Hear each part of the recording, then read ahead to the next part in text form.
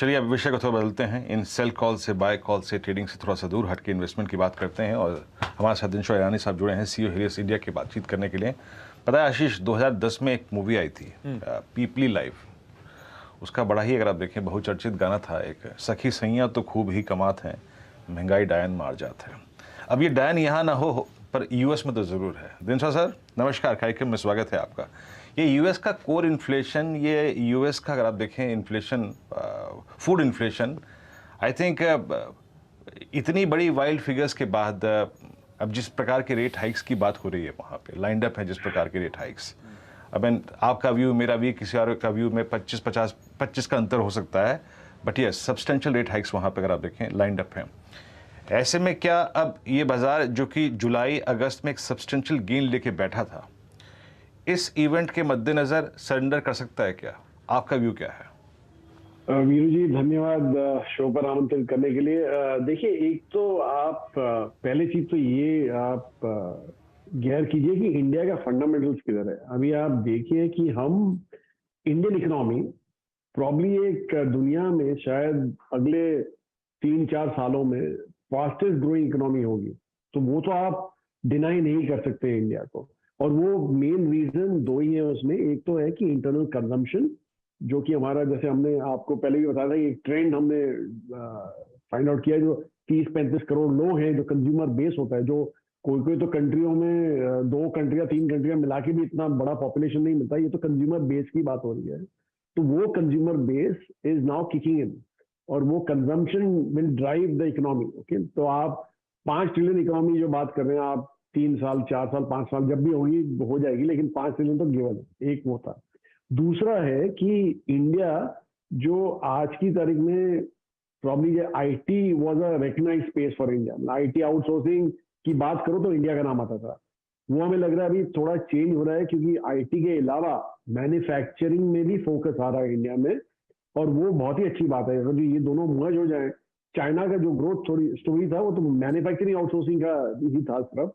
यहाँ तो आईटी और मैन्युफैक्चरिंग दोनों का कॉम्बिनेशन की बात हो रही है। तो ये तो अगर जो हो गया तो बहुत ही बढ़िया। इसलिए हमें लग रहा है कि इंडिया ऐसा मार्केट रहेगा जो कोई विदेशी निवेशक है उसको वो इग्नोर नहीं कर सकता। ये मार्केट उसको जब भी कोई वैल्यू दिखेगा तो यही दिखेगा। दूसरी तरीके से भी देखें तो ये देखिए कि चाइना प्रॉब्लम जारी है वहां पे तो स्लो डाउन आ रहा है, इसलिए इंटरेस्ट रेट कट रहे हैं। यूरोप में तो हालत वैसे ही बुरी है। एक बार ये एनर्जी क्राइसिस सॉर्ट आउट हो तो ही यूरोप को देख सकते हैं। तीसरा हमारा यूएस जो है वो अगेन वहां पे भी इन्फ्लेशन को लेके बहुत ही बुरे हाल हैं। जैसे आपने इंटरेस्ट रेट हाइक की बात की, तो कौन सा मार्केट रह जाता है? प्रॉब्ली इंडिया ही रह जाता है एक मार्केट जहां पे इतना बड़ा पैसा एब्जॉर्ब हो सकता है। तो एक आप ये सोचिए।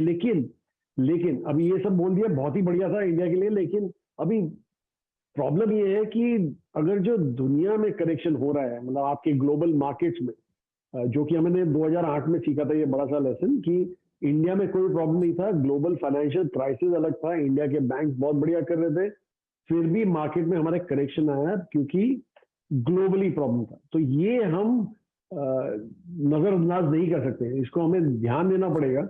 तो हमें ऐसा लग रहा है कि given the internal strength that India has and looking at the global problems, हमें ये लग रहा है कि यहाँ पे भी करेक्शन होगा, लेकिन इतना बड़ा क्योंकि चले नहीं है। एक्चुअली हम ज्यादा नहीं चले हैं। जो भी चले वो लास्ट 2 महीने में चले, और ईयर टू डेट देखो तो फ्लैटिश ही है। मतलब कुछ ज्यादा 3-4% ऊपर होंगे ज्यादा से ज्यादा, तो वैसा मेरे इंडाइसिस तो वो है। लेकिन चलने के लिए the market, global market has to kick in, so वो उसकी वेट हो जाएगी। तो इसलिए हमें लग रहा है कि यहाँ पे छोटा नीचे ऊपर होता रहेगा, लेकिन एक बैंड में हमारा मार्केट रहेगा for the next couple of month. और एक्चुअली हमें तो ये लग रहा है कि ईयर एंड तक प्रॉब्ली यूएस में भी थोड़ी क्लैरिटी आ जाएगी, बिकॉज जो भी होना है ये क्वार्टर में होना है। आपके अक्टूबर से दिसंबर के quarter is a very dicey quarter for US. तो वहां पे अगर जो प्रॉब्लम सॉर्ट आउट हो जाता है, मतलब रेट हाइक्स होंगी, सब होगा वहां पे ये क्वार्टर में, तो इसके बाद देखते हैं। तब तक तो हमें लग रहा है ये रेंज बाउंड मार्केट है। ठीक है। सेकेंड हाफ ग्लोब के लिए टफ रहेगा। उस ग्लोबल सेल ऑफ से हम अछूते तो नहीं रहेंगे। तो ये ऐसा नहीं है कि हम अभी तक तो डी कपल काली स्टोरी चले चले जा रही है, वो ये जरूर है कि ये लंबा नहीं खिंच सकता, आप आइसोलेटेड नहीं रह सकते ग्लोबल लैंडस्केप से। Ajay, good morning sir. ये सब बोलते हैं पैनिक नहीं करना है, कॉशियस रहना है। अरे मैंने तो पोर्टफोलियो बना रखा है, अब इसमें कॉशन कैसे बरतूं? आशीष जी, अच्छा सवाल पूछा आपने। पैनिक नहीं करना है, क्योंकि बेचना नहीं है आपको, बस उसके लिए पैनिक नहीं करना है। और कॉशन तो हमें, जैसे हमने क्या किया, हमने कहा कि अभी ग्लोबली इश्यूज होने वाले हैं, तो अगर जो ग्लोबल इश्यू हो जाए तो ग्लोबल फेसिंग हमारे पास कौन से स्टॉक्स हैं। आईटी एक ऑब्वियस आंसर निकला हमारे लिए, इंफॉर्मेशन टेक्नोलॉजी सेक्टर, तो हमने तो वो तो पूरा जीरो ही कर दिया। हमने पिछले महीने ही हमने उसको जीरो में कन्वर्ट कर दिया, और इनफैक्ट अराउंड 13% वेट था जो हमने एक ही ओवरनाइट जीरो कर दिया। जैक्सन होल की जो मीटिंग हुई थी, हमने रियलाइज किया कि वहां पे तो फेड 9 मिनट की वो स्पीच थी, पर 9 मिनट में एक ऐसा पॉजिटिव स्टेटमेंट नहीं था वहां पे जो हम, जिससे हम कुछ होप ले सके थे। तो इसलिए हमने पूरा जीरो कर दिया अगले दिन ही जाकर, तो वैसा किया। तो ये होता है कॉशन। अभी यहाँ से आपको क्या, अभी हमारे पास तो पैसा, अभी भी हमारे पास कैश पड़ा है कोई 8-1%, तो कहाँ डालने का। तो इसलिए हमने जो, जैसे हमने आपको बोला कि कंजम्पशन थीम है, फाइनेंशियल थीम है, ये हमारी डोमेस्टिक ड्रिवन थीम्स है, और इसके चलते ही आपको दिखेगा अभी भी हमारे पास 8% और कैश है, लेकिन आस्ते आस्ते हम वो डिप्लॉय करेंगे कभी जब दिखेगा हमें थोड़ी स्टेबिलिटी आ गई है मार्केट में, या ग्लोबली थोड़ा अपसाइड डाउन, तो वहां वैसा कॉशन होना चाहिए। आपके एग्जिस्टिंग पोर्टफोलियो में अगर जो आपको कंफर्ट है तो कोई जरूरत नहीं है आपको कुछ बेचने की, पैनिक तो उसमें नहीं होना चाहिए आपका। लोग इक्वल वेट जाते हैं, लोग अंडर वेट जाते हैं, आपने आईटी से पूरा वेट ही हटा दिया। जी, हमारे कॉल ही ऐसे रहते हैं, 0-1 हमारा वो रहता है, बाइनरी डिसीजन जो बोलते हैं वैसे करते हैं हम। तो इसलिए हमने पूरा जीरो कर दिया। हमें इंडेक्स के साथ तो compete करना नहीं है, हमें तो एब्सोल्यूट रिटर्न देने हैं हमारे इन्वेस्टर्स को, तो इसलिए हम तो ऐसे ही एग्रेसिव कॉल लेते हैं। आईटी को लेके इस तरह की कंसर्न्स क्यों? ये वो फियर ऑफ मिसिंग आउट नहीं कि एकदम से मूव कर गया तो मैं मिस आउट कर दूंगा उस पर, तो इसीलिए कुछ लोग इक्वल वेट अंडर वेट रहते हैं लेकिन कुछ एक्सपोजर रखते हैं। इस तरह का बोल्ड कॉल ईरानी सर क्यों? किस तरह के चैलेंजेस आप देख रहे हो, और इतने एक्सट्रीम की, इतनी स्ट्रॉन्ग हेडविंड्स कि मैं पूरा ही हटा दिया स्टॉक माल? सी देखिए, एक्चुअली आप अगर जो प्री कोविड से कंपेयर करें वैल्यूएशन इंडियन आईटी के, तो उनके जो वैल्यूएशन थे वो अराउंड 40% प्रीमियम, 40 to 50, इनफैक्ट किसी केस में 60-70% प्रीमियम पहुंच गए थे, और एक स्टॉक में तो प्रॉब्ली 100% प्रीमियम था, 100 भी नहीं, 120-30% प्रीमियम होगा, तो वैसा था। नाउ आपने कॉल क्या लिया था जब आप प्रीमियम दे रहे थे इनको फ्रॉम प्री कोविड लेवल?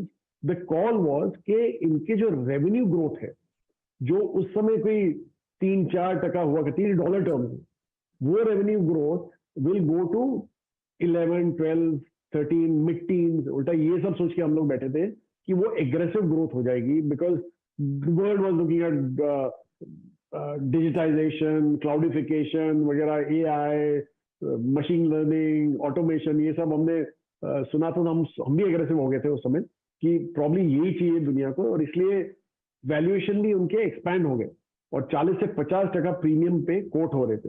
लेकिन अभी ये जो प्रॉब्लम हुई यूरोप में और यूएस में, तो और यूरोप तो एक्चुअली बहुत ही ज्यादा, हम यूएस की बात करते हैं क्योंकि वो बड़ा विजिबल है, लेकिन यूरोप में तो बहुत ही ज्यादा, और हमारे मतलब आप अगर जो वहां पे रियल इंटरेस्ट रेट की बात करें तो -9 और 10% के आसपास घूम रहे हैं, जो कि एक मतलब बिल्कुल ही एंड ऑफ द कर्व जो बोलते हैं ना, बेल कर्व, उसका एंड में, एक्सट्रीम एंड में ऐसा होता है कि इतना मोटा आपको कभी मिलेगा, तो वहां पे तो बहुत ही एफर्ट लगने पड़ेंगे सेंट्रल बैंक के to come up that curve as सच।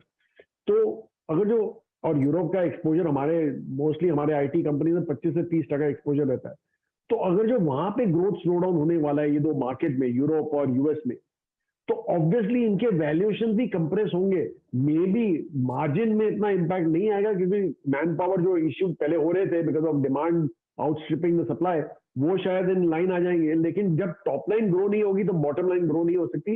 इसलिए हमारा यही कॉल था कि ये वैल्यूएशन जो है प्रीमियम वो सस्टेन नहीं करेंगे, they will more less come back in line with, क्योंकि ऑलरेडी आप देखिए जो बड़े बड़े हाउसेज हैं उन्होंने अपने एस्टिमेट्स काट दिए हैं, और आज की तारीख में दे सेइंग कि 6-7%, 6-7 भी मैं ज्यादा बोल रहा हूँ, लेकिन 6% is the kind of growth in dollar terms that they are looking eight.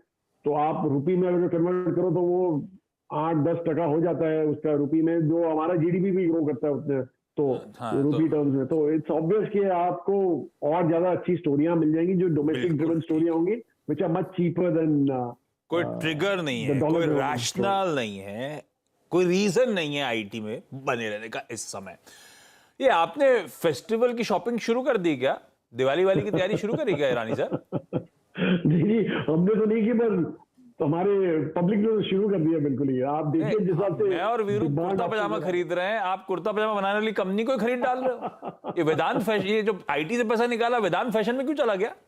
नहीं जी, वेदांत में पहले से था, तो वो तो बहुत ही अच्छा कर दिया, इसलिए हमने और ज्यादा नहीं डाला है, क्योंकि वो खुद ही अपने आप हमारा वेट ज्यादा हो गया है वहां पे, तो इसलिए बस हम दूसरे स्टॉक ढूंढते रहते हैं थोड़े यहाँ वहां से। तो फिर ये जो पैसा निकला, एक तो फ्लोज अच्छे आ रहे होंगे, आई एम अज्यूमिंग आईटी से पैसा निकला, ये चैनलाइज कहाँ हो रहा है? किस तरह के स्टॉक्स आपने आइडेंटिफाई करे? मैं चर्चा में जोमेटो भी आता हुआ सुन रहा था, वो भी खरीद लिया आप लोगों ने? जी हाँ, वहां पे एवरेज किया हमने, क्योंकि भाव नीचे आ गया था, इसलिए हमने एवरेज किया था वहां पे। पर जो हमने लिया, नाम तो नहीं बताऊंगा, लेकिन हमारा फाइनेंस सेक्टर पे हमेशा हमारा व्यू बड़ा बुलिश रहा है, और हमें लगता है कि जो, जैसे मैंने बोला कि 5 ट्रिलियन की इकोनॉमी है, तो वो ड्राइव करने के लिए आपको एक स्ट्रॉन्ग फाइनेंशियल सेक्टर चाहिए होगा। और ना ही सो अभी की आज की तारीख में हमारे पास इन बैंकिंग सिर्फ टॉप एंड बैंक्स वगैरह लार्ज कैप बैंक थे, तो वहां पे हमने हमारा एक्सपोजर मिड कैप्स में थोड़ा ध्यान टर्न किया, और ऐसे 2-3 नए नाम ऐड किए हैं वहां पे बैंक्स में और फाइनेंशियल सेक्टर में। तो वो हमने किया है, क्योंकि हमें लग रहा है कि यहाँ पे भी तेजी अभी आनी बाकी है, दीज आर रीजनेबली प्राइस, तो उसके चलते हमने थोड़ा डाइवर्सिफाइड किया है in the bank sector, private sector bank. चलिए रिंशॉ sir, thank you so much जुड़ने के लिए, धन्यवाद। थैंक यू शुमार होने के लिए और हमेशा की तरह बढ़िया व्यू शेयर करने के लिए। कॉर्पोरेट स्कैन में पीवीआर पिक्चर्स के